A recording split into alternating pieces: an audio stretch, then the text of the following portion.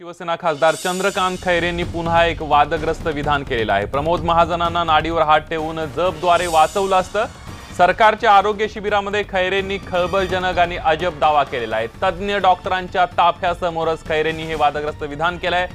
औरंगाबादेत शिवसेना खासदार चंद्रकांत खैरे यांनी पुन्हा एकदा वादग्रस्त विधान केलेलं आहे। अत्यवस्थ रुग्ण आपण नाडीवर बोट ठेवून वाचवू शकतो अशा प्रकारचा दावा त्यांनी केला आणि आपण प्रमोद महाजनांनाही अत्यवस्था असताना आपल्याला तिथपर्यंत पोहोचू दिलं नाही, नाहीतर प्रमोद महाजनांच्या नाडीवर हात ठेवून जप करून त्यांना वाचवलं असतं असा खळबळजनक दावा चंद्रकांत खैरेंनी केलाय। राज्य सरकारच्या आरोग्य शिबिरात अनेक तज्ञ डॉक्टरांच्या उपस्थितीमध्ये चंद्रकांत खैरेंनी हा अजब दावा केलाय।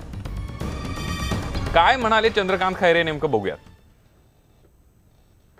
माझ्याकडे एक पुडी होती, ती पुडी त्या ठिकाणी जी आई जगदंबेची होती अप्पा महाराजांची, ती घेतली। राहुलला सांगितलं तू हुशार ठेवला ठेवला आणि आतमध्ये कोणाला परमिशन नव्हता, त्यामुळे तो जप तसा पर्सनली हात लावून नाही झाला। पण तरी पण त्या ठिकाणी प्रमोदजी 12 दिवस त्या ठिकाणी होते, नंतर मग ते शांत झाले। तेच एक कारण असं आहे की फील झालो, नाही तर माझं कुठलंही फील होत नाही। आणि आपल्यासोबत आपले प्रतिनिधी सिद्धार्थ गोदाम आहेत। सिद्धार्थ, एक अजब दावा जो आहे तो केलेला आहे चंद्रकांत खैरे यांनी, काय सांगशील या सगळ्याबद्दल? संदीप, अजब म्हणण्यापेक्षा हास्यास्पद आपल्याला म्हणता येईल, कारण चंद्रकांत खैरे हे नेहमीच वादग्रस्त विधान आणि वादग्रस्त कृतीमुळे सतत चर्चेत राहिलेले आणि यावेळेस तर त्यांनी अगदी कडीच केलेली आहे की रुग्णाच्या नाडीवर हात ठेवून मी जप केला तर मी रुग्ण वाचवतो, अशा पद्धतीचं त्यांनी जो वक्तव्य केलेलं आहे ते एखादा भोंदू बाबात करेल अशा पद्धतीचं हे वक्तव्य आहे। आणि त्यांनी महत्वाचं म्हणजे प्रमोद महाजनांना त्यांना वाचवता आलं असतं असंही वक्तव्य त्यांनी केलं, कारण प्रमोद महाजनांच्या हाताच्या नाडीवर बोट ठेवून त्यांना जप केला असतं तर प्रमोद महाजन वाचू शकले असते। हा दावा हास्यास्पदच आहे, मात्र त्यांना तिथपर्यंत पोहोचता आलं नाही आणि तो जप त्यांना करता नाही आला, त्यामुळे प्रमोद महाजनांना ते वाचू शकले नाही असं पद्धतीचं वक्तव्य करणं हे अत्यंत आणि तेही खासदारांनी करणं अत्यंत वेडेपणाचं माझ्या मते ठरू शकेल। कारण चंद्रकांत खैरे अत्यंत कर्मठ आहेत, धार्मिक आहेत, त्याबद्दल लोकांचा त्यांच्याबद्दल फार मोठा रिस्पेक्ट त्यांच्या मतदारसंघामध्ये आहे। मात्र अशा पद्धतीचा दावा त्यांनी काय प्रचार सभेमध्ये नाही केला, कारण प्रचार सभेमध्ये एखाद्या वेळेस तोल सोडून माणूस बोलू शकतो, तर या ठिकाणी चक्क आरोग्य विभागाचं त्या ठिकाणी तज्ञ डॉक्टर्स होते, त्या ठिकाणी अनेक लोक सन्मानित लोक होते आणि त्यांच्या ठिकाणी अशा पद्धतीनं वक्तव्य करणं हे थोडंसं कुठेतरी चुकीचं आहे आणि एक वेगळ्या दिशेने विचार घेऊन जाण्याचा हा विचार आहे। आपल्याला माहित आहे हाताच्या नाडीवर जर बोट ठेवून कोणी जप केलं तर रुग्ण वाचू शकत नाही, हे आपल्या सगळ्यांना माहित आहे, कळू शकतं, पण एका खासदाराला हे कळत नाही आणि अशा पद्धतीचा अजब दावा करतात म्हणजे थोडंसं आश्चर्य वाटण्यासारखं आहे। धन्यवाद सिद्धार्थ, तुम्ही दिलेल्या या संपूर्ण माहितीबद्दल। आपण बघितलं की चंद्रकांत खैरे यांनी वादग्रस्त विधान केलेलं आहे आणि आरोग्य शिबिरामध्येच त्यांनी नाडी बघून आपण या सगळ्या रुग्णांना वाचवू शकतो अशा प्रकारचा दावा केला। यानंतर एक ब्रेकिंग बातमी पाहणार आहोत। मुंबई अहमदाबाद महामार्गावर केमिकल टँकरला आग लागलेली आहे। टँकरला आग लागल्याने महामार्गावरील वाहतूक पूर्णपणे ठप्प झाली आहे। आगीमुळे महामार्गावरील दोन्ही बाजूंची वाहतूक ठप्प झालेली आपल्याला पाहायला मिळते। ही दृश्य आपण बघू शकतोय। अचानक या केमिकलच्या टँकरला आग लागलेली आहे आणि या आगीमुळे महामार्गावरील दोन्ही बाजूंची वाहतूक ठप्प झालेली आहे। ही भीषणता आपल्या लक्षात येऊ शकते। विजय राऊत आपले प्रतिनिधी आपल्या सोबत आहेत थेट पालघरवरून। विजय, काय सांगाल या अपघाताबद्दल? नक्कीच संदीप, जर सांगायचं झालं तर वारंवार या ठिकाणी भूकंपाची मालिकेनंतर अपघाताची मालिका सुरूच आहे, कारण वारंवार या मुंबई अहमदाबाद हायवेवरती जे आहेत ते अपघात घडत आहेत। या टँकरमध्ये एलपीजी गॅस सिलेंडर होता, तो अपघात झाल्यानंतर तो आहे त्याने पेट घेतला आणि दोन्हीकडली वाहतूक जी आहे ती पूर्णपणे ठप्प झालेली आहे। फायर ब्रिगेडला या ठिकाणी जे आहे ते याला विलंब लागतो, कारण मुंबई अहमदाबाद हायवेवरती जे आयआरबीचा टोल नाका आहे यांच्याकडे फायर ब्रिगेडची व्यवस्था नाहीये। जवळपास 1.5 तास लागलेला या ठिकाणी फायर ब्रिगेडला यायला वेळ लागलेला आहे। दोन्हीकडली वाहतूक जी आहे ती पूर्णपणे ठप्प आहे। आपण संदीप जे आहेत माझ्यासोबत रिलायन्स थर्मल पॉवरचे जे आहेत म्हणजे अदानीचे जे पॉवरचे जे फायर ब्रिगेडचे अधिकारी जे आहेत विकास सर आहेत, त्यांना आपण विचारूया की नेमकं सर काय झालेलं आहे, किती वेळ झाले आग लागलेली आहे, या संदर्भात तुम्ही काय बोलूया?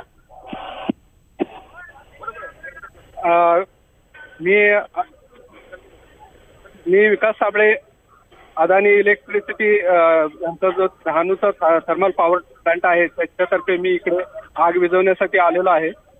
इथे जसं आता यांनी सांगितलं की वारंवार अपघाताची मालिका होते, हा मी आतापर्यंत चौथा अपघात मी अटेंड करतो आहे आणि खरंच या हायवेवर वारंवार स्पेशली जे गॅस सिलेंडर मग हायड्रोजन असेल किंवा LPG असेल यांचे ऍक्सिडेंट अपघात होतात आणि त्यामध्ये आम्हाला आग विझवण्यासाठी डहाणूवरून पाचारण करण्यात येते. शासकीय मदत नसत. अगदी धन्यवाद तुम्ही दिलेल्या या संपूर्ण माहितीबद्दल. आपण बघितलं की फायर ब्रिगेडचे अधिकारी सुद्धा आपल्या सोबत होते आणि या महामार्गावर वारंवार अशा प्रकारचे अपघात होऊन आग लागताना दिसते. बघूया पुढची बातमी.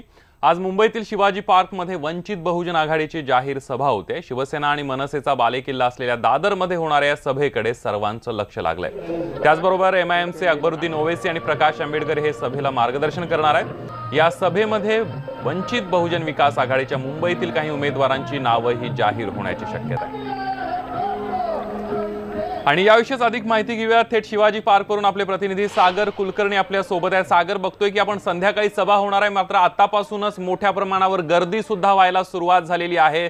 या सभेकडे सगळ्या महाराष्ट्राचं लक्ष लागलंय. संदीप, खरं आहे. मी आता शिवाजी पार्क या ठिकाणी आहे. शिवाजी पार्कची जी सभा आहे ती कायम शिवसेना आणि मनसे यासाठी प्रसिद्ध आहे.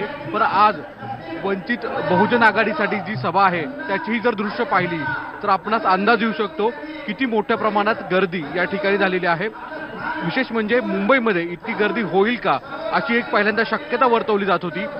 पण आत्ताची सद्यस्थिती पाहता सभा 5:30-6च्या दरम्यान सुरू होतील असं म्हटलं जातं. पण तत्पूर्वी ही जी गर्दी आहे ही सगळ्यांनाच डोळे आश्चर्यचकित करणारी आहे.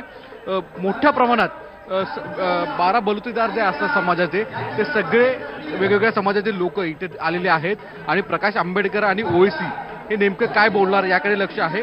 शिवाजी पार्कवर ओवैसी पहिल्यांदा येतील आणि सभा करतील. तत्पूर्वीचे सभागृह स्टेज आहे ते तिथलं हे दृश्य आहे. ओवैसी हे पहिल्यांदा हिंदू बहुल जो भाग मानला जातो दादर किंवा शिवसेना भाजप मनसे यांचा एक मुख्य मतदार आहे, गेल्या काही निवडणुकीमध्ये दिसून येतं.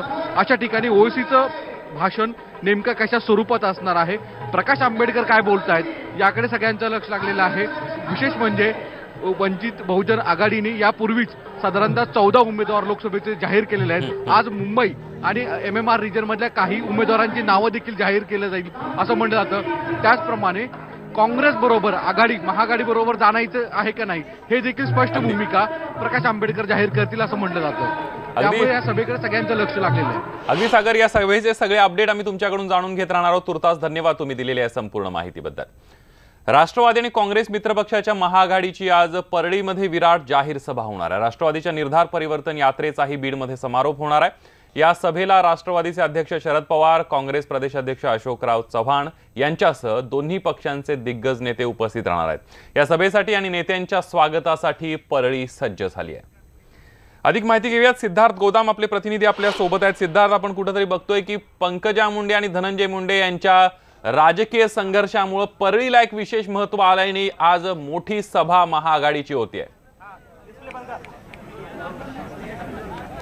संदीप, परळीला निवडणुका आल्या की एक वेगळं महत्व येतं. तर आपल्याला माहित आहे पंकजा मुंडे आणि धनंजय मुंडे यांच्यातील राजकीय संघर्षामुळे आणि आजची सभा ही त्यासाठीच वादळी ठरू शकते. कारण कालच पंकजा मुंडे यांनी सर्वधर्मीय सामुदायिक विवाह सोहळा घेतला. त्या ठिकाणी मुख्यमंत्री आले होते, अक्षय कुमार आले होते.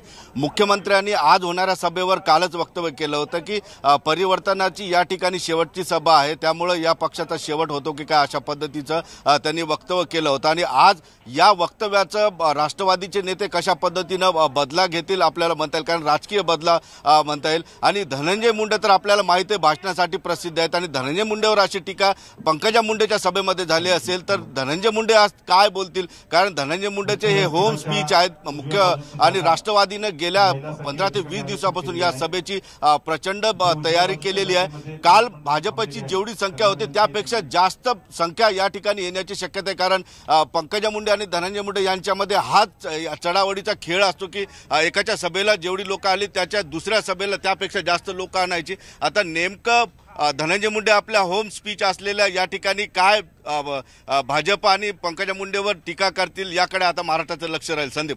अगदी सिद्धार्थ, धन्यवाद तुम्ही दिलेल्या संपूर्ण माहितीबद्दल. त्यामुळे आता राष्ट्रवादीच्या आणि काँग्रेसच्या तोफा आज परळीमध्ये धडाडणार आहे. त्यामुळे कुणाकुणाला निशाणा साधला जातोय त्यावर आपलं लक्ष असणार आहे. बघूया पुढची बातमी.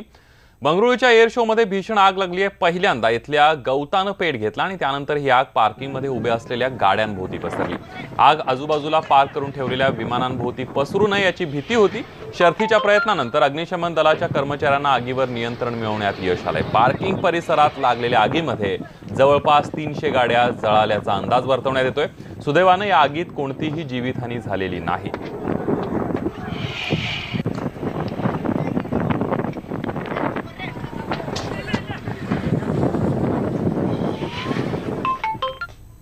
स्वाभिमानी शेतकरी संघटना स्वबळावर निवडणूक लढवण्याची शक्यता आहे। राजू शेट्टी आणि रविकांत तुपकर यांच्यामध्ये कोल्हापुरात स्वाभिमानीची गुप्त बैठक झाली। रात्री 5 तास झालेल्या या बैठकीत हा निर्णय घेण्यात आलाय।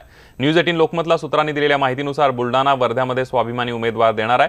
येत्या 27 तारखेला माढ्यामध्ये एल्गार मेळावा घेण्यात येणार आहे आणि त्याच दरम्यान स्वाभिमानी काँग्रेस आघाडीशी काडीमोड घेण्याची शक्यता आहे। सुजय विखे पाटील अपक्ष निवडणूक लढवण्याची शक्यता आहे। काँग्रेसच्या जिल्हा परिषद सदस्य अनुराधा नागवडे राष्ट्रवादीच्या वाटेवर आहे। जाहीर कार्यक्रमात राष्ट्रवादीत प्रवेश करण्याची शक्यता आहे। नगर जागेबाबत आघाडीची 25 फेब्रुवारीला अंतिम बैठक आहे। राष्ट्रवादी जागा सोडण्याबाबत नकारात्मक आहे। शिवसेना आणि भाजप युतीच्या अधिकृत घोषणेनंतर आज पहिल्यांदा शिवसेनेचे सर्व जिल्हा प्रमुख आणि तालुका प्रमुखांची महत्त्वाची बैठक शिवसेना पक्षप्रमुख उद्धव ठाकरे यांच्या उपस्थितीमध्ये नुकतीच पार पडली।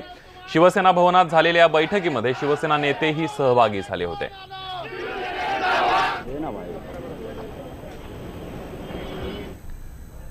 साताऱ्यातील राजकारणाला आता एक वेगळीच कलाटणी मिळण्याची शक्यता आहे। सातारचे आमदार शिवेंद्रराजे भाजपच्या नरेंद्र पाटील यांच्यासोबत हॉटेलमध्ये मिसळ खाताना दिसून आले। या दोघांच्या एकत्रित मिसळ खाण्याने मात्र साताऱ्यातील राजकीय वर्तुळात चर्चा सुरू झाली आहे। शिवाय राजघराण्यातील मनोमिलनात फूट पडण्याची शक्यता नाकारता येत नाहीये। नरेंद्र पाटील यांना भाजपच्या तिकिटावर उदयनराजेंच्या विरोधात उभं करण्याचा निर्णय जवळपास झाला असल्यामुळे शिवेंद्रराजेंसोबतची ही भेट सर्वांच्या भुवया उंचवणारी आहे।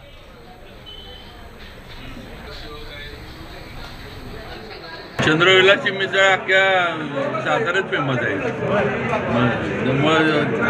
ही जरा वेगळीच मिसळ आहे।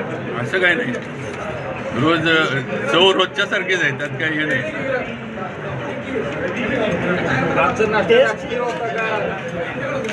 नरेंद्र पाटील हे आधी माझे मित्र आहेत। आम्ही दोघांनी आमदार म्हणून एकत्र काम केलंय। औरंगाबादमध्ये मराठवाड्यातल्या लोकप्रतिनिधी कार्यकर्ते यांची महत्त्वाची बैठक सुरू झाली आहे। मराठवाड्यातील औरंगाबाद, बीड, जालना आणि परभणी या 4 लोकसभेसाठी ही बैठक आहे। हे 4ही लोकसभा मतदारसंघाचे जबाबदारी पंकजा मुंडे यांच्यावर आहे। या बैठकीसाठी 1000 बूथप्रमुख, आमदार, खासदार उपस्थित राहणार आहेत। बैठकीमध्ये भाजप प्रदेशाध्यक्ष रावसाहेब दानवे, पंकजा मुंडे, हरिभाऊ बागडे, संभाजी पाटील निलंगेकर, बबनराव लोणीकर हे कार्यकर्त्यांना मार्गदर्शन करणार आहेत।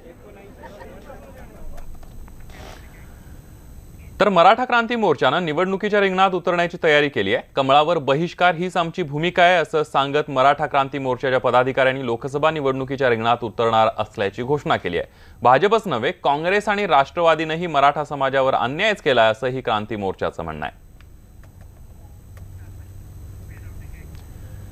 पुलवामा इथं सीआरपीएफ जवानांवर झालेल्या दहशतवादी हल्ल्यापूर्वीचा काही वेळाआधीचा व्हिडिओ समोर आलाय। सुखजिंदर सिंग यांनी या जवानानं हा व्हिडिओ आपल्या पत्नीला पाठवला होता। धक्कादायक म्हणजे यानंतर काही वेळानंच या बसवर दहशतवाद्यांनी हल्ला केला।